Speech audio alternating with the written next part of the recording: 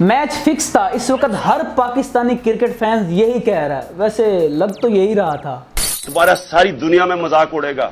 इस मैच से पहले टीम मीटिंग हुई और आप टीम मीटिंग में देख सकते हैं कि किस तरह हमारे प्लेयर्स के चेहरे उतरे हुए थे। समझ रहे हो? अरे मजाक कर रहा हूँ। सिर्फ टीम मीटिंग में ही नहीं बल्कि ग्राउंड में भी किसी प्लेयर का कोई खास जोश नजर नहीं आया। वैसे आता भी कैसे जब आप 1,30,000 इंडियन क्राउड के सामने खेल रहे हो। अब हर कोई शुएब अख्तर तो नहीं होता। चल बस, लायक है क्या? और इतने बड़े क्राउड में पाकिस्तान के सपोर्टर इतने थे जितनी मैंने इस वर्ल्ड कप के मैचेस की वीडियोस बनाई हैं। एक दो मर्दे मुजाहिद नजर आए थे जिन्होंने पाकिस्तान की जर्सी पहनी हुई थी। अगर पाकिस्तान ये मैच जीत जाता, जो हमने कभी सोचा भी नहीं था, तो उनकी जर्सी खैरात की देग की तरह उनकी जर्सी सारे इंडियन क्राउड में तकसीम होती। तो बच गए बेचारे। ये बड़ी अच्छी बात कही आप। इस पूरे मैच में अगर किसी एक बंदे ने दिलो जान से पाकिस्तान को सपोर्ट किया, वो है ये।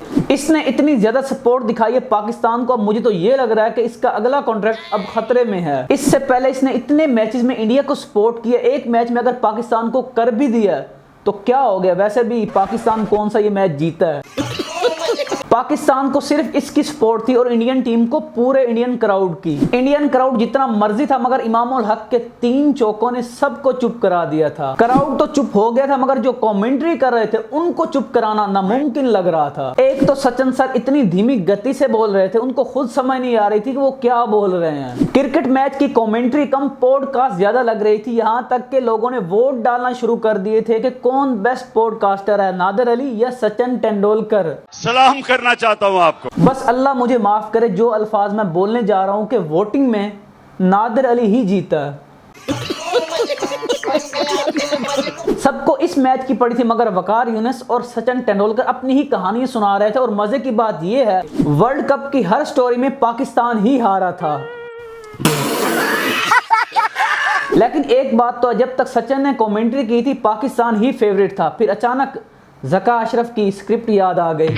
मजाक था भाई, मजाक। जब ज़का अशरफ इंडिया गया तो पाकिस्तान की क्रिकेट टीम जलील ही हुई है। नहीं यकीन तो हिस्ट्री चेक कर सकते हैं। वैसे ये सब कहने की बातें होती हैं, अगर देखा जाए तो पाकिस्तान इस वक्त अपनी प्लानिंग की वजह से हारा है। नहीं, खराब प्लानिंग की वजह से ये मैच हारा है। एक टाइम पर ऐसा लग रहा था कि पाकिस्तान इजीली 350 तक पहुंच सकता है, मगर जैसे ही बाबर आजम को एक अनबिलीवेबल बॉल पड़ी है। हाँ भाई, ये बॉल सिर्फ सदी में एक बार ही पड़ती है और जिस तरह वो आउट हुआ है सबको यही लग रहा था। बाबर के आउट होने के बाद पाकिस्तान की बैटिंग नहीं बल्कि कीनिया की बैटिंग लग रही थी। बाबर के बाद लास्ट मैच के हीरो मोहम्मद रिजवान भी आउट हो गए। उसके बाद ना चचा ना भतीजा किसी ने टीम का साथ नहीं दिया। हमारी ओपनिंग जोड़ी भी इस मैच में काफी खूबसूरत लग रही थी, विदाउट फखर। फिर हमारे ओपनर्स को याद आ गया कि ये इंडिया पाकिस्तान का मैच है और इस मैच में प्रेशर लेना होता है। फिर दोनों हमें हैदराबादी बिरयानी खाते हुए नजर आए। बाबर और रिजवान ने पाकिस्तान की शान को बरकरार रखने की कोशिश की, मगर कोशिश ज्यादा लंबी देर नहीं टिकी। अब सारा कुछ इन दोनों ने ही करना है, तो फिर एक बैट्समैन को बाहर बिठाकर एक बॉलर ही खिला लो। चलो, किसी को तो मार कम पड़ेगी। ये बड़ी अच्छी बात कही आप।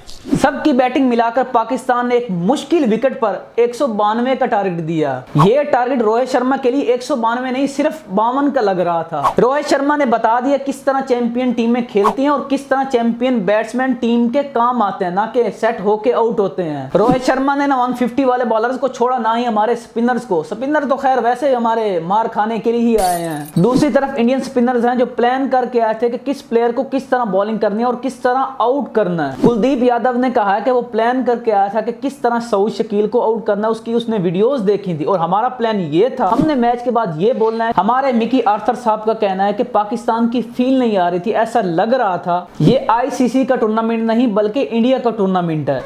हाँ, मैच हारने के बाद और क्या कह सकते हैं। जिन चीज़ों पर काम करना होता है, जिसकी पाकिस्तानी टीम को ज़रूरत है, उन पर ये काम नहीं करते। आप खुद देखो कितने सालों से हमारी टीम मिस कर रही है एक मीडियम फास्ट बॉलर को जो अच्छी बैटिंग भी करता हो, लाइक हार्दिक पांड्या। अब हमारे पास है नहीं, या आता है हम उसको खिलाते नहीं। हर टीम के पास एक ऐसा स्पिनर होता है जो थोड़ा सा यूनिक होता है, जिस तरह हमारे पास अबरार अहमद है, मगर हमने उसको भी नहीं खिलाना। क्यों?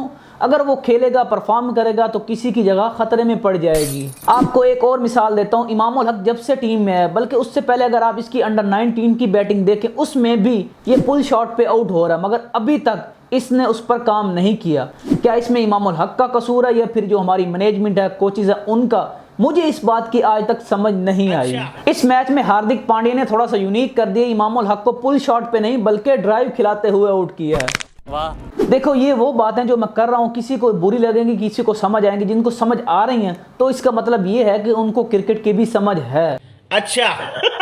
और जिनको मेरी बातें समझ नहीं आई या बुरी लगी हैं तो मेरे भाई पहले जाकर आप थोड़ी सी क्रिकेट खेलो, फिर आपको मेरी बातें समझ आएंगी। खैर, जो हमारी इंडिया के खिलाफ जलील होने की रिवायत चल रही थी वो वैसे ही कायम है। अब देखते हैं अगला मैच जो हमारा ऑस्ट्रेलिया से है, उस मैच में हम जलील होते हैं या फिर जलील करते हैं। खत्म।